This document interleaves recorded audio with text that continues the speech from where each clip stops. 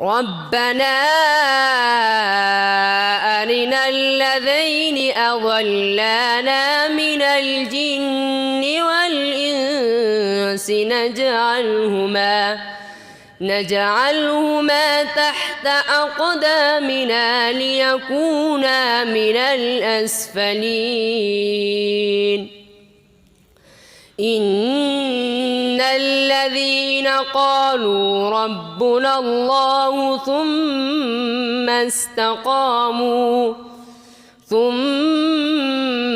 استقاموا تتنزل عليهم الملائكة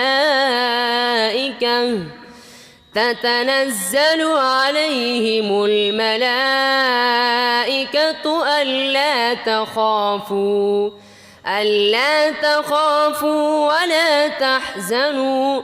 وأبشروا بالجنة التي كنتم توعدون